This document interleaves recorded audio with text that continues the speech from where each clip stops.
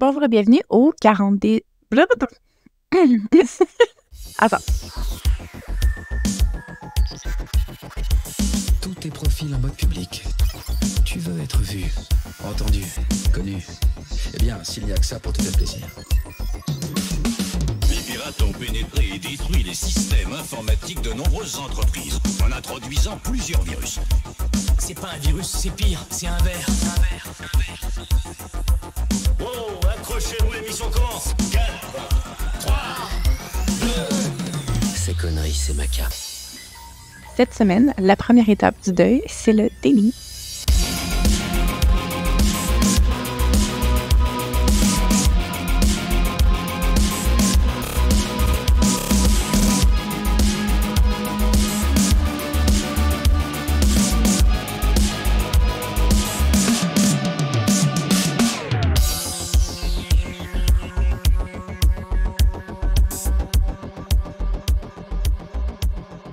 Bonjour et bienvenue au 42e épisode du balado cybercitoyen, le balado sur la vie privée, la cybersécurité et la technologie. Mon nom est Catherine, je suis votre animatrice pour aujourd'hui et je suis accompagnée de Sam Harper. Bonjour Sam! Salut Catherine! Donc aujourd'hui, on a un épisode que, à regarder les show notes, on est un peu all over the place. On s'était dit qu'on allait faire une petite couverture de l'actualité, puis on a définitivement débordé du contexte cyber, je crois. Mais, somme toute, je pense que tout est quand même très intéressant et d'intérêt public. Puis, je pense qu'on peut faire des liens quand même au final avec tout ce qui est vie privée puis de désinformation qu'on a beaucoup parlé là, par le passé. Ben, tu sais, je pense qu'on peut dire que le cyber est dans tout et tout est dans le cyber, là. Let's go, c'est la justification avec laquelle on roule. Fait que tu veux commencer par quoi, Catherine? Ben, allons-y en ordre qu'on a mis nos show notes. À toi, le plancher. Ben, c'est ça, je sais pas si tu as entendu la nouvelle. Eh bien, TikTok est banni du Canada. Enfin, pas tout à fait banni, mais presque banni, ou en tout cas, n'a plus le droit d'avoir une entreprise au Canada. Fait que le gouvernement canadien a dit à la filiale canadienne de TikTok de faire ses bagages. Fait qu'il y a, je ne me rappelle plus du nombre, c'était une centaine d'employés à peu près là, qui doivent, qui vont perdre leur job puis qui doivent quitter, ou en tout cas, l'entreprise doit fermer. Ce qui a quand même causé une onde d'inquiétude, premièrement parmi les gens qui créent du contenu sur TikTok, parce qu'il y a quand même, il y a quand même un écosystème là, de personnes du Canada qui utilisent l'application. Puis pour l'instant, le gouvernement dit « Inquiétez-vous pas, vous allez pouvoir continuer à utiliser l'application, vous allez pouvoir continuer à poster vos vidéos sur cette application-là. » Puis je ne sais pas ce que tu en penses, mais j'ai comme un peu de la misère à comprendre la logique. La raison officielle, c'est que cette application, ou en tout cas, finalement, même pas l'application, la présence de cette entreprise au Canada posait un risque à la sécurité nationale. Parce que ce n'est pas l'application qui cause un risque, vu qu'elle, on continue à avoir le droit de l'utiliser. Donc, c'est la présence de cette compagnie-là. Alors que quand même, certains experts qui disent, le fait d'avoir cette entreprise-là qui a une présence physique au Canada fait qu'on peut lui appliquer des lois. On a une prise. Alors que si elle est juste ailleurs, on n'a juste plus aucune prise. Donc, puis c'est sûr que comme c'est des histoires de sécurité nationale, on nous dit que c'est secret puis qu'on ne peut pas nous dire c'est quoi ces raisons-là. Puis c'est ça aussi qui est un peu tannant. On ne nous dit pas, écoute, le gouvernement chinois fait ça avec TikTok. Il rend vos enfants communistes et c'est pour ça qu'il faut bannir l'application. Mais on ne sait pas. OK. Parce que j'avoue que, logiquement, d'avoir une entreprise qui a des employés à l'interne canadien, ça rajoute le fait que si jamais il y a quelque chose, mettons, de louche qui se passe, tu as plus de chances d'avoir un whistleblower local qui lève l'alerte par souci là, de que si c'est carrément à l'étranger puis que personne n'a des œufs dans le panier. Là, il me semble que dans ma tête, c'est plus logique d'avoir une entreprise locale. Oui, mais même sans lanceur d'alerte ou whistleblower, juste comme TikTok a été convoqué pour venir témoigner devant un comité là, du Parlement. Si c'est une entreprise de Chine, ils ne vont pas envoyer quelqu'un parler au Parlement canadien. Là, l'entreprise canadienne n'a comme pas le choix, elle va y aller, mais ça ne va pas être très haut sur la liste de priorités. Là. Je pense que, je ne sais pas si quel comité ont déjà essayé de faire venir, genre Mark Zuckerberg, puis, il a juste dit non. Que Facebook ont des bureaux à Montréal, ou ils ont déjà eu des bureaux à Montréal. Peut-être, mais ils ont quand même... Ils n'ont pas envoyé personne. Mais ils n'ont pas envoyé le boss, là. Ils ont envoyé le représentant local, là. OK.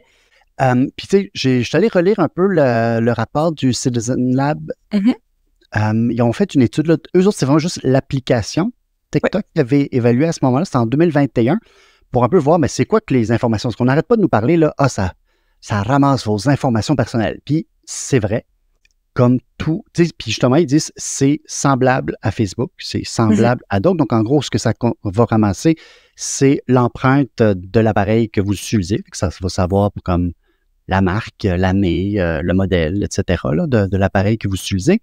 Ça va savoir un peu vos habitudes d'utilisation, fait que c'est qui que vous suivez, c'est quoi les vidéos que vous regardez, combien de temps vous les regardez, à quelle heure, etc.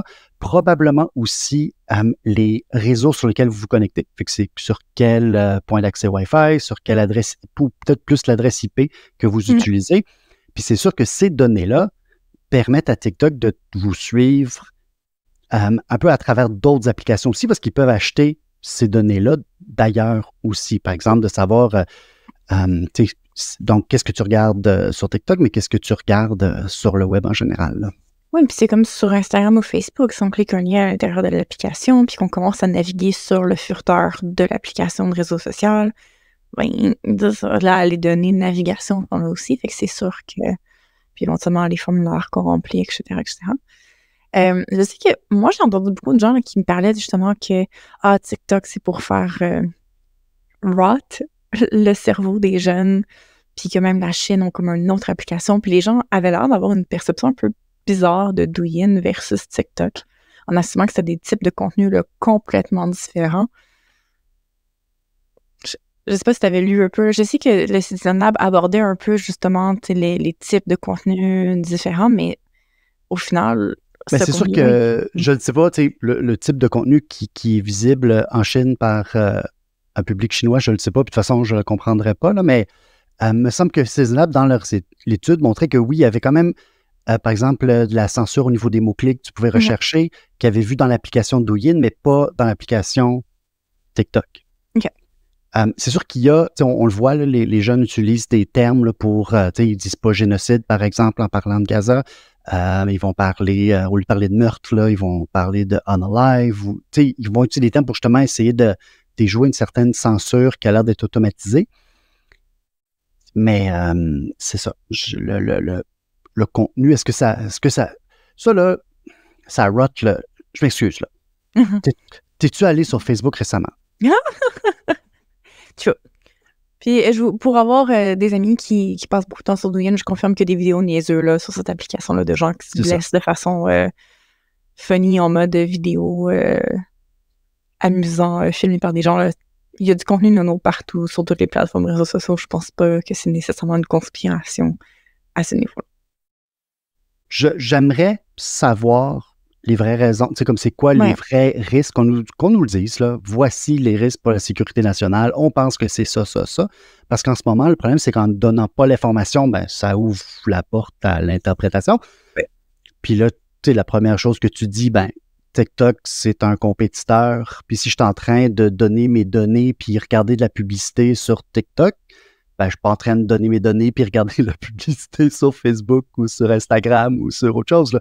Fait que, tu sais, c'est-tu une guerre économique? Puis c'est sûr que, tu sais, les possibilités, par exemple, de campagne d'influence, est-ce que le gouvernement chinois pourrait mettre de la pression ou tweaker l'algorithme, ben, forcer ByteDance à tweaker l'algorithme pour propulser certains contenus plus que d'autres, pour cacher certains contenus plus que d'autres? Bien sûr. Mais en ce moment, tu sais, si on parle je suis pas sûr que Twitter est moins un risque à la sécurité nationale en ce moment, là. Puis Facebook le fait aussi. Là, on sait qu'il y avait de la manipulation algorithmique, puis qu'il y avait un plus grand poids sur les contenus qui faisaient réagir fâchés. On sait qu'il y a des entités géantes russes qui achetaient là, des budgets publicitaires complètement faramineux pour pousser des contenus, d'avoir on avait investigué là, des toiles de fausses pages qui servent à créer de l'audience. Fait que cette manipulation-là, elle se fait sur toutes les plateformes de toute façon. Oui, c'est ça. Fait que j'entends, c'est qu'on devrait bannir tous les réseaux sociaux, Sam. Oui.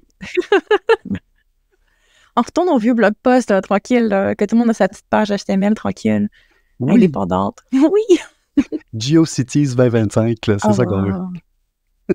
Je m'ennuie de cette version du web, là, où est-ce qu'on se promenait de site web en site web, pas être toujours sur les trois mêmes sites. Oui. Il y avait un certain charme, là. à travers le chaos. Parlant justement d'applications qui viennent de Chine, Belle transition. oui, mais hein, on est des professionnels. Nous sommes des podcasteurs d'expérience maintenant à 42 épisodes. Puis là, je trouve que c'est justement un point positif. C'est l'Union européenne qui est un peu tapée sur les doigts à Temu en leur disant, regarde, là, respectez la loi ou bien vous allez vous ramasser avec une amende. Donc, c'est le réseau de coopération en matière de protection des consommateurs, CPC, qui regroupe des autorités nationales de plusieurs pays, des pays de l'Union européenne qui se sont mis ensemble, qui ont dit, regarde, Temu, là, tu ne respectes pas les règles. Puis ils ont comme nommé plusieurs choses. Premièrement, c'était des fausses remises. Fait que, il y avait comme des faux spéciaux qui donnaient l'impression là, que les prix étaient au rabais alors que c'était le prix régulier. Il y avait beaucoup de pression à la vente, genre hey, il en reste juste un, il faut que tu l'achètes tout de suite. Beaucoup de techniques un peu de dark UX, là, donc des façons de manipuler les clients, les clientes là, sur l'application. Une genre ils appellent ça de la ludification forcée. Tu es comme obligé de jouer un jeu, là, il y avait comme une genre de roulette là, que tu roulais, mais ça expliquait pas vraiment c'était quoi les prix, puis c'était quoi les risques, puis pourquoi tu embarquais là-dedans. Il y avait des informations qui manquaient, plusieurs faux avis, puis surtout des coordonnées qui sont comme dures à trouver. Comme si tu veux, toi, contacter le marchand, ben c'est presque impossible. Donc, l'Union européenne a dit, regarde, là, c'est fini. Vous avez, je pense qu'il y a un mois pour régler la situation. Puis sinon, après ça, ils s'exposent à des amendes quand même solides. Fait que ça, je trouve que c'est quelque chose qui fait sens. Puis que, tu sais, c'est le fun de voir justement des États prendre la responsabilité face à ces géants du web-là. Là. Effectivement. En tant que hater de Temu, je supporte la chose. Sachant qu'on sait aussi là, que Temu aussi, c'est une plateforme qui collecte beaucoup de données sur les utilisateurs, que l'entreprise mère a des pratiques un peu douteuses là, sur d'autres applications qu'elle a créées et que, ben, de toute façon, vous n'avez pas besoin de cochonnerie à $1,50 et ça ne vaut pas la peine de s'exposer à toutes ces pratiques douteuses-là de commerce. Donc, c'est bien, en fait, justement, de protéger contre ces gens-là. Je suis d'accord à ce niveau-là. Ah, on arrive dans le dans le cœur du sujet de notre épisode aujourd'hui. Hein? J'assume que comme plusieurs... en fait, je sais que plusieurs d'entre nous ont regardé les soirées électorales américaines. C'est dur, en fait, de faire un topo de l'actualité sans parler de l'éléphant dans la pièce, littéralement. Puis, autour de la victoire de Donald Trump, il y a en fait un courant qu'on a pu observer là, de désinformation et de déni des résultats électoraux. Puis, je pense qu'il faut qu'on en parle. Ben, ce qui est quand même fascinant, c'est que avant les élections, la table était vraiment mise pour pousser un narratif comme quoi si Trump perdait, c'était parce qu'il y avait de la fraude. Oui. C'était le discours de 2020. Et même, il y a encore cette théorie-là a repris un peu du poil de la bête parce que maintenant, il dit, ben regardez, parce que là, la victoire, elle est sans contredit. Trump a même gagné la majorité, là, la pluralité du vote. Fait que là, il dit, vous voyez, c'est la preuve que les démocrates ont triché la dernière fois. Pourquoi ils n'ont pas triché cette fois-ci? Ça, il ne l'explique pas. Mais fait que cette idée-là revient. Mais c'est pas la seule. On a vu une avalanche là, de théories conspirationnistes, de désinformation, que ce soit juste le fait, par exemple, qu'il n'y avait pas d'argent pour les sinistrés là, des inondations qui ont eu quelques semaines là, avant les élections, qui ont même emmené à des gens du FEMA, là, de l'Agence fédérale, à se faire attaquer par des résidents parce que, c'est ça, parce que les gens ne faisaient plus confiance. Puis, après l'élection, après la victoire, là l'histoire du vol de vote, là, puis c'était terminé. Puis malheureusement, on a vu des gens, plus du côté démocrate, reprendre le ballon puis dire « Ah, il y a quelque chose de louche. » là. Il y avait une théorie à un moment donné, parce que je sais pas, il y avait des votes, surtout sur la côte ouest, comme en Californie, tu sais, les votes sont comptabilisés plus tard. Oui. Fait que là, il y avait comme un genre de 15 millions de votes qui manquaient. Ça ne change rien. Je veux dire, c'est tout dans le même état, ça ne changera pas plus de sièges. Il n'y aura pas plus de sièges, mais là, c'était comme, il y avait des hashtags comme Kamala don't concede, n'accepte pas le résultat. Des gens qui disaient, mais où sont partis ces votes-là? Il doit y avoir un problème. Il y avait même une des théories les plus intéressantes, c'était que Elon Musk avait utilisé Starlink pour genre hacker les machines de vote puis les changer. Puis ce qui est un peu, ben, pas un peu, complètement loufoque, là. Mais c'est ça. Il y a certains médias qui parlent de Blue Anon, qui serait la composante bleue de QAnon, qui était la théorie conspirationniste comme quoi Trump se battait contre les élites pédosatanistes. Ouais. Qu'est-ce que t'en penses, toi? Est-ce que tu penses que QAnon et Blue Anon, c'est deux faces d'une même... Non. OK, mon Dieu, plein de choses, parce que c'est vrai qu'on voit les mêmes patterns là, d'essayer de chercher des indices. Là. Il y a des gens qui pensaient que la ligne du discours de Kamala Harris qui disait de regarder vers les étoiles, ça voulait dire en fait qu'on référait à Starlink d'Elon Musk puis de la tricherie. C'est l'information qui me manquait. Là. Ouais, c'est ça. Là, ça vient de changer son avis. Puis, dans un des discours, Trump avait dit que c'était comme la dernière fois qu'elle demandait aux gens de voter. Puis là, les gens étaient comme, ben là, tu sais, clairement, c'est parce que à partir de maintenant, les élections sont truquées, tu sais. Versus, ça veut peut-être juste dire, en fait, que ils sont fous après parce que son 2 termes maximum est terminé. Puis comme il ne demandera plus jamais aux gens de voter, puis ils sont fous ce qui arrive avec le Parti républicain, tu sais, qui est probablement l'explication la plus logique. Mais tu sais, overall, la première étape du deuil, c'est le déni. Puis c'est une étape normale. Puis de dire non, ça se peut pas, c'est pas une réaction qui est anormale. Il y a une grande masse de différence, par contre, entre être surpris puis dire non, ça se peut pas, puis essayer de trouver une explication, puis stormer le Capitole. Il y a comme une grande marche à prendre avant d'en arriver là. Fait que pour l'instant, je pense de dire attends, je comprends pas, c'est une chose. D'inventer des histoires puis de fabuler, c'est une autre. Puis pour aller voir un peu c'est où la limite, je vais me référer en fait à la pyramide de conspiration qui avait été présentée par Abby Richards, en fait, qui est une TikToker, justement, TikToker, ce que j'apprécie beaucoup. Puis l'affaire, c'est que dans la conspiration, il y a des choses qu'on sait que c'est vrai. MKUltra, c'est des trucs qu'on a déclassifiés, on sait qu'il s'est passé quoi. Puis la pyramide escalade jusqu'à complètement déconnecter de la réalité avec un danger pour soi-même et les autres. Puis entre ces différentes étapes-là, il y a une étape qui s'appelle « On a des questions ». Où est-ce que poser des questions qui sont ancrées dans la réalité, ça reste quelque chose qui est acceptable et qui est probablement sain dans la démocratie. Fait que de dire « Ah, tu sais, qu'est-ce qui s'est passé avec les délais pour les ballots à distance?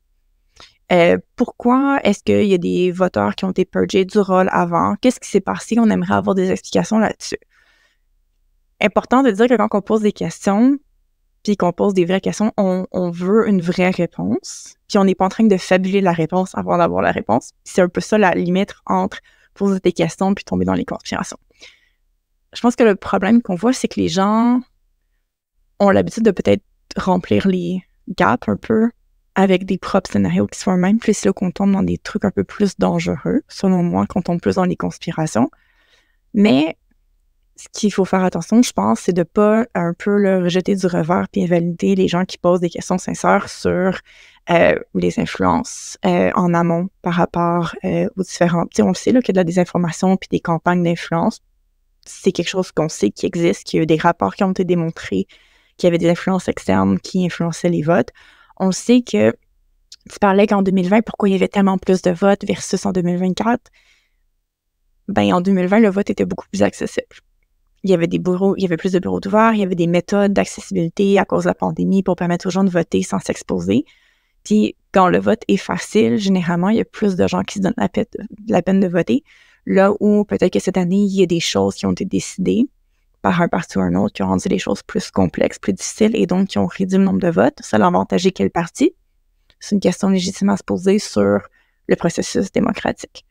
Mais de là à dire Blue Anon pour 2-3 petits trucs qui sont passés, je pense pas qu'on est rendu à l'étape du culte, de la colère puis de l'endoctrination encore. Je pense qu'on a juste pratiquement la moitié d'un pays qui est en deuil puis qui ont besoin de dire non, ça se peut pas, avant de passer à la prochaine étape, qui est la colère.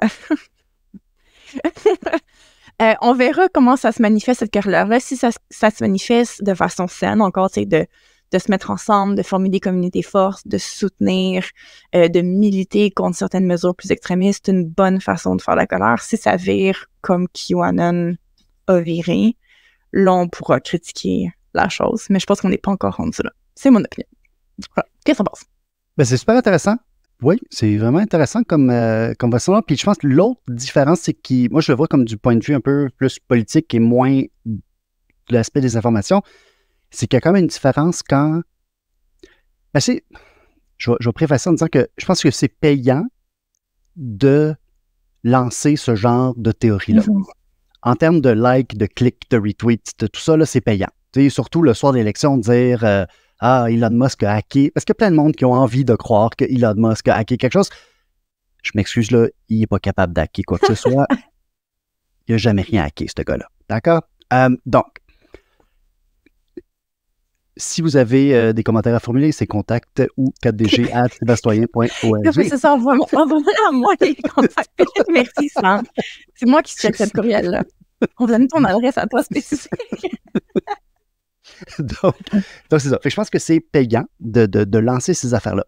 Là où il y a une différence entre le phénomène QAnon puis ce BlueAnon-là, c'est que QAnon a été relayé et repris par des gens avec du pouvoir. Mm-hmm. Ça a été, tu sais, je veux dire, des memes de QAnon ont été retweetés par Donald Trump. Marjorie Taylor Greene, qui était une farouche adepte de QAnon, est élue. Elle est au pouvoir, là, la madame. Donc, il y a une différence quand ces idées-là sont reprises par des gens qui ont du pouvoir, plus que des randoms sur Internet qui c'est ça, qui racontent des histoires. Là. Fait qu'on va voir ce que ça donne, mais je pense que ça montre un peu l'espèce d'envie qu'on a de vouloir croire quelque chose, là. Oui, mais en même temps, je trouve que ça fait dérailler le sujet. Puis pendant qu'on hallucine des conspirations de Starlink qui ont traité le vote, on n'est pas en train de se questionner sur le gerrymandering, on n'est pas en train de se questionner sur l'ingérence étrangère, on n'est pas en train de se poser des questions sur l'accessibilité du vote. Puis le fait que ça n'a pas d'allure qu'une personne doit faire 3 heures de voiture, attendre 4 heures en ligne pour faire un vote. C'est cette question-là de l'accès, les vraies questions, en fait, par rapport à comment guérir une démocratie pendant qu'on hallucine des conspirations. On se pose pas des questions puis on ne trouve pas des solutions à des vrais problèmes.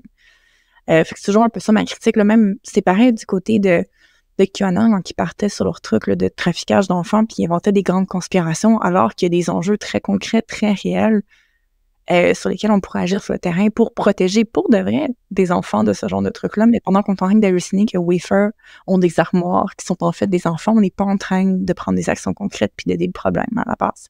C'est toujours un peu ça mon problème.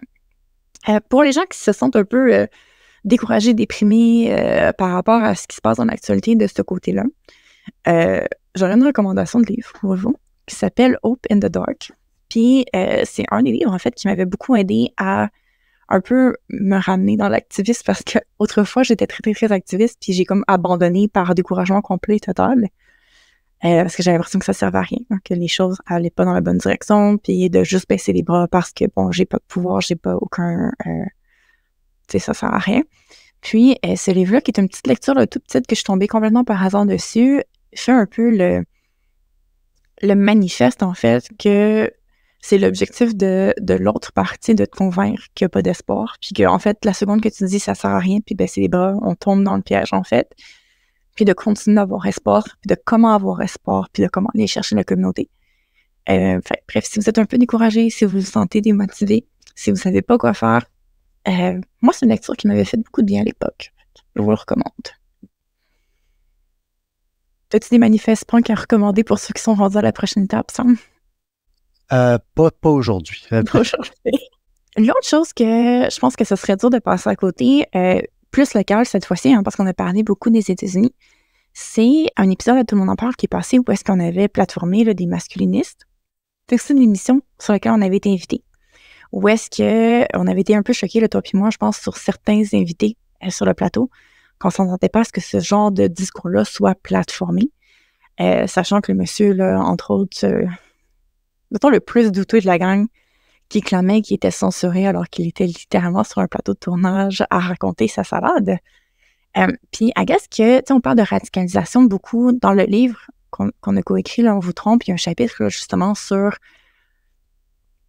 toute la question de la fenêtre d'Overton. Donc, pour ceux qui ne savent pas, la fenêtre d'Overton, c'est un peu genre un snapshot de les idéologies dans ce qui est acceptable, plus on edge, puis dans les idéologies inacceptables, puis comment est-ce qu'il y a comme toujours un peu un mouvement de cette fenêtre-là. Puis, il y a la proposition dans le livre que quand on plateforme ce genre de gens-là, ben, on propose en fait aussi de bouger la fenêtre d'Overton dans ce qui est des discours acceptables dans la société. Puis, je pense que ça se pose un peu, là, justement, le fait d'avoir des masculinistes puis des alpha males qui veulent aller, justement, parler de leurs idéologies qui sont, en fait, violentes envers la moitié de la population sur la planète. Je veux pas. Je sais que tu avais quelque chose à dire là-dessus, puis j'aimerais peut-être conclure éventuellement par un post que j'ai vu passer qui était particulièrement intéressant puis bien posé sur la question. Ben, je ferais une différence avec le dude là, qu'on a vu sur le plateau de télé. Ce que j'ai quand même apprécié là, c'est que la personne a quand même été critiquée. Ouais. Et on lui a aussi donné assez de cordes pour se pendre. Dans le sens que, je m'excuse, mais la personne, son propos était vraiment pauvre moi, je suis une pauvre victime, personne ne m'invite partout. Puis de dire à la télé qu'on ne t'invite pas à la télé, ça fait pas très crédible. Parce que tu es à la télé en train de dire j'ai pas le droit de rien dire. C'est comme, ben, tu es en train de nous le dire, là. En tout cas, fait que tu vois, je suis pas. Tu sais, comme je dis, je pense qu'il y a des façons de le faire. J'ai pas vu Tout le monde en parle, mais j'ai vu le documentaire dont il est question, fait que j'ai pu voir les discours des dudes en question. Puis peut-être c'est parce que je suis pas capable d'avoir une barbe comme eux autres que j'ai les opinions que j'ai.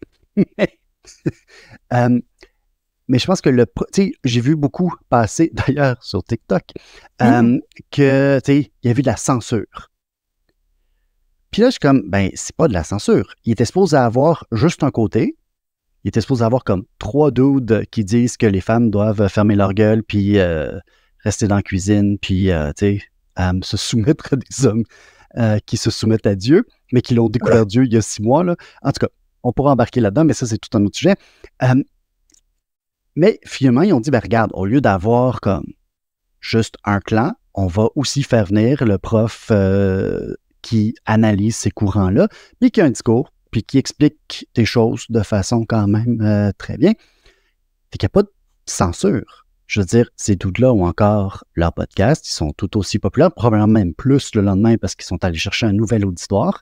Puis je suis un peu d'accord que je suis pas sûr que c'est utile de leur donner la parole parce que de toute façon, ils peuvent la prendre eux-mêmes ou ailleurs. Oui, ils n'ont pas besoin. En fait, c'est. Puis ils n'ont pas besoin de la télé d'État pour diffuser un discours réactionnaire rétrograde.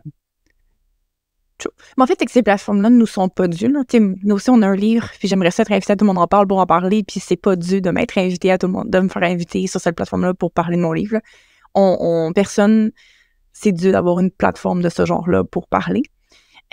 Puis, en fait, un des textes que je trouvais qui formulait vraiment bien la chose, si vous ne l'avez pas vu, c'est Le pharmacien, que tu as déjà mentionné là, dans le discours, dans le balado, là, qui est son propre balado qui s'appelle Dérive, de mémoire. Très médical, qui est un monsieur qui combat beaucoup en fait la désinformation là, médicale en ligne, qui fait beaucoup d'éducation là-dessus. Puis il y avait un statut là, de 4 diapos là, sur Instagram qui explique un peu de pourquoi est-ce que c'est dangereux comme pratique. Puis c'est vrai parce que tu parlais justement que l'invité avait été confronté, mais je sais pas si tu te rappelles du moment où est-ce que quelqu'un a confronté la personne puis dit mais là pourquoi tu dis ces choses-là? Puis il a dit mais c'est parce que je veux la séparation du Québec. Puis là tout d'un coup les gens se sont calmés. Puis il y a eu moins de critiques difficiles par rapport à son discours parce qu'il a comme été rejoindre un terrain d'entente qui, en fait, n'est pas du tout réflectif de tout ce qu'il est en train de dire. C'est juste que ça, c'était d'un coup, les gens, ça, on ne peut pas se fâcher contre.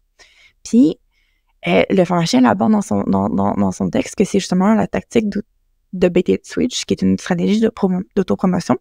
Puis, c'est d'aller adoucir le discours dans la tribune mainstream pour prendre un ton plus nuancé, plus rassembleur, être d'accord avec les critiques, dire oui, t'as un point. Moi aussi, je trouve que telle personne full extrême est problématique. Puis en faisant ça, ce qui arrive, c'est que son discours devient banalisé, puis les gens sont plus curieux parce que le discours a été rendu plus digeste pour le grand public.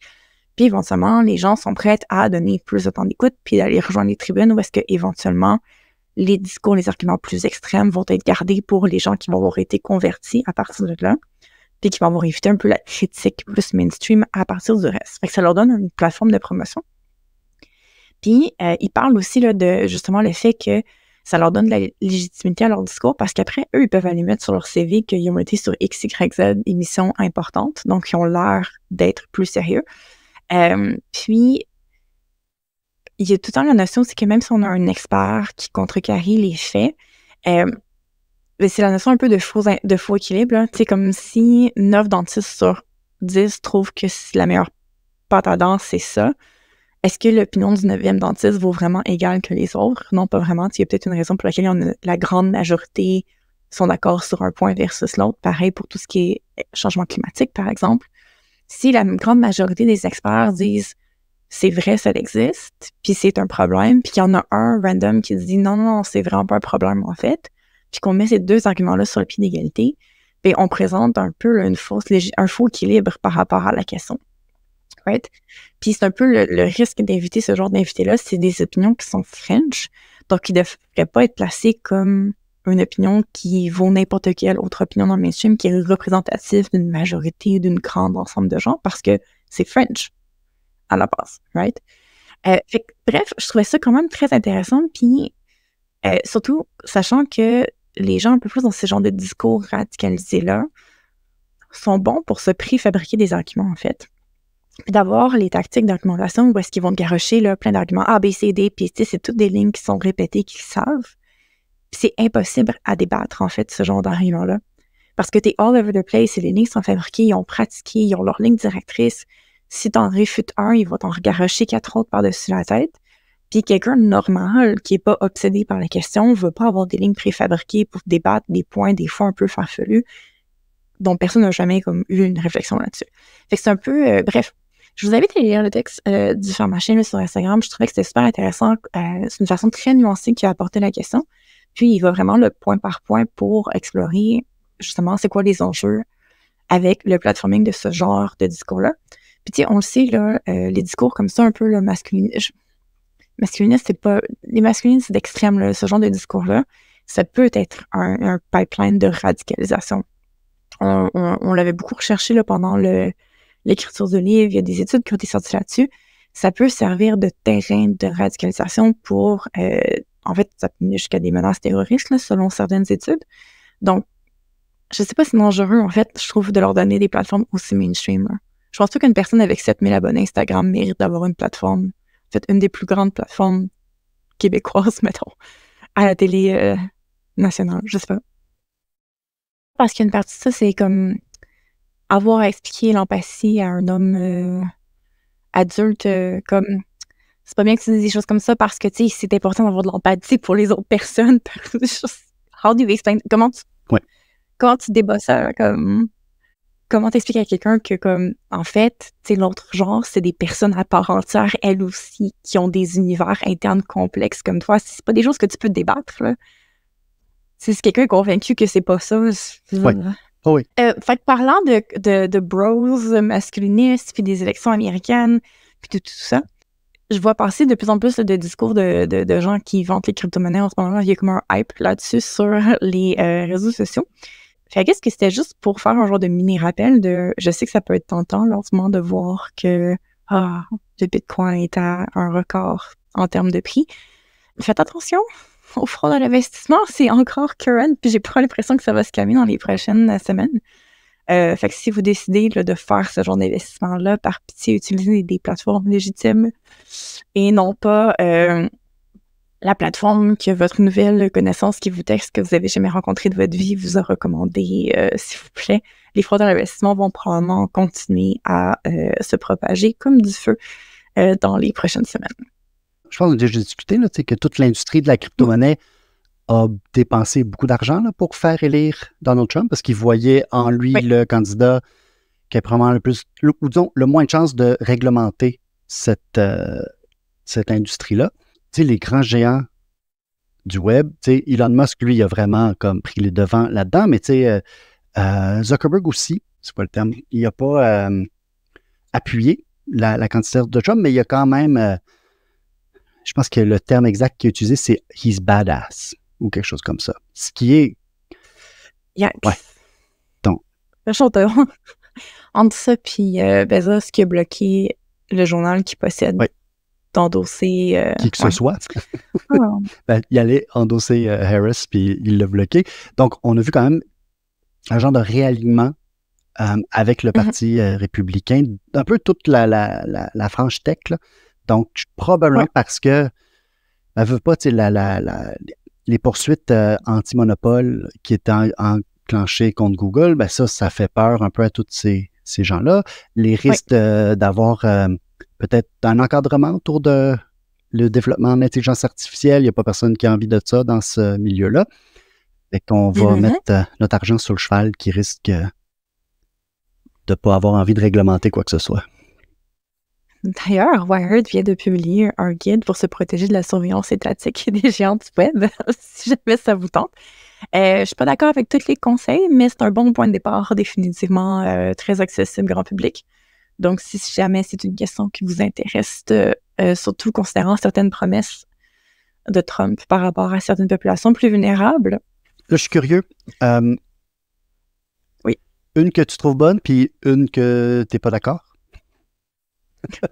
Utiliser WhatsApp pour les communications encryptées, non. Non. Non. Non. Mettons, choisissez Signal, entre autres. Puis, j'appréciais justement qu'il mentionnait la notion de tout ce qui est passé de tes communications, puis des applications que tu penses pas nécessairement qui traquent tes informations. Par exemple, là, c'est moins abordé directement dans l'article, mais on parlait beaucoup on en avait fait un balado d'ailleurs. À l'époque, les périodes, les applications pour traquer les périodes pour les femmes, dans un contexte où est-ce que l'avortement aux États-Unis, on se pose la question en ce moment. Si j'étais une femme américaine, je me questionnerais justement sur ce genre d'application-là définitivement parce que ça peut avoir des conséquences, surtout si les données ne sont pas sécurisées. Puis, un des conseils justement qu'il mentionnait, c'était par rapport à comment locker son téléphone. Puis, j'appréciais qu'il mentionnait la question de si tu t'en vas manifester, peut-être que de désactiver les biométriques, c'est une bonne idée, considérant qu'un NIP, il faut que tu le donnes, mais une biométrique, ça peut être pris de force de toi. Ça, c'est un des bons conseils que je trouvais pour la prochaine manifestation que les gens ont à assister. Parlant de M. Zuckerberg. Oui, il y a eu une étude qui a été publiée, une étude française par des gens là, de l'EHESS et du CNRS à Paris qui ont publié une étude sur les publicités de nature politique sur la plateforme Meta. Puis ce qui est intéressant, c'est que là, les chercheurs et chercheuses ont eu accès à toutes les publicités ciblées vers les pays de l'Union européenne. Fait que, ils ont eu accès à un genre de pool là, énorme de publicités. Puis ce qu'ils voulaient voir un peu, c'est est-ce que les publicités de nature politique sont, est-ce que les guidelines que Meta utilise, est-ce qu'elles sont respectées? Est-ce que ça a de l'allure? Puis en gros, ce que ça montre, c'est que non, pas du tout. C'est un genre de un peu n'importe quoi, dans le sens que 60% des annonces que Meta disait « Ah, ça, c'est politique », ça ne cadrait pas dans les règles de Meta. Fait que selon les règles de Meta, pour dire ben ça, c'est genre ça fait la promotion d'un candidat, ça fait la promotion d'une cause sociale, X, Y, Z, ça fait, ils ont comme des critères objectifs pour dire oui, ça, c'est politique. Mais quand 60% de celles qui disaient oui, ça, c'est politique, ne l'étaient pas. Puis, dans celles qui n'étaient pas déclarées, parce que quand tu mets ta pub, tu dois dire si c'est politique, ben dans celles qui étaient déclarées comme étant politiques, il y avait juste à peu près 7% qui étaient notés par Meta. Mais si toi, tu ne le disais pas que c'était politique, tu avais juste à peu près 7% de chance que Meta disait « Hey, t'as oublié de dire que c'était politique. » Puis, ces chiffres-là étaient un peu plus hauts quand c'était des annonces en anglais, parce qu'un des pays, c'était l'Irlande. Fait que là, ça les flaguait un peu plus. Mais dans les autres pays, le Portugal, l'Italie, la France, là, il en manquait encore plus. Donc... barrière linguistique, je sais. Barrière linguistique. Si tu changes un petit peu l'orthographe, il les notait pas non plus. Fait que, il y avait quand même... Rajouter des points en Oui, il y avait quand même plusieurs façons là, un peu de contourner. Donc, en gros, ça montre qu'il y a encore beaucoup de travail là, pour que Meta soit capable de faire respecter ses propres lignes directrices. Mon rant pour la soirée... Tu sais, au Hackfest, j'ai fait une présentation là, sur les fraudes à l'investissement puis les multiples publicités Facebook que je reçois pour justement donner mon argent à des salles de chaufferie là, gérées par le crime organisé. Ben, jusqu'à la présentation, je ne déclarais pas souvent ces publicités-là comme étant frauduleuses parce que je voulais continuer à en recevoir. Puis je me suis dit, je veux pas que l'algorithme là, décide que je veux plus les voir. Oui. Mais là, j'ai commencé à en déclarer, mais regarde, c'est une fraude, c'est une fraude. Puis pour l'instant, Meta me répond, on a révisé l'annonce en question. Il n'y a aucun problème, ce n'est pas une fraude. Puis là, je ferme la petite fenêtre. Puis coup sur coup, les 3 ou 4 pubs d'après, c'est la même fraude que Meta me donne. Fait que, oui, clairement, Meta a un problème avec ces publicités. Mais je pense que ce problème-là est aussi sur la modération de façon générale, là, pour avoir vu des cas de dire à quelqu'un cet argument-là est un peu stupide, c'est genre this is bullying, puis comme la personne fait genre du gros bullying vraiment dégueu envers un enfant trans, puis tu signales, puis c'est comme nos règles de communauté ont déterminé que c'était pas du bullying, puis comme c'est un enfant qui se fait harceler par un grown-up, là, c'est comme what? Ben, j'ai vécu ça récemment, j'avais reçu un appel d'une amie, son ado se faisait extorquer. C'était vraiment de la sextorsion. Puis j'ai dit, ben, tu sais, flag le compte en disant, regarde, cette personne-là fait de l'extorsion. Puis même chose, on dit, non, nous avons révisé le compte, il n'y a aucun problème. Là, ça semble être... C'est autre preuve que l'intelligence artificielle ne va pas remplacer les jobs. Là. Non, Ça, oui, ils vont essayer, puis on va juste se retrouver dans le chaos complet total avec des IA tout croche. Ah. Désolé. Non, mais non, c'est une fin déprimante de podcast. Oui, c'est vrai, on est bon là-dedans. Mais non. Je vous rappelle le livre, allez lire sur engagez-vous socialement, puis comme prenez position, puis c'est comme ça qu'on s'en sort collectivement. Ça va bien aller. Sur ce, si vous avez aimé le balado, malgré le ton un peu de désespoir présent, vous pouvez nous aider à le faire connaître en parlant autour de vous et en nous donnant 5 étoiles sur Apple Podcasts ou sur Spotify, peu importe la plateforme que vous utilisez. Surtout, abonnez-vous pour ne manquer aucun épisode et on remercie toujours DJ Mutante pour l'indicatif sonore. À la prochaine. À la prochaine.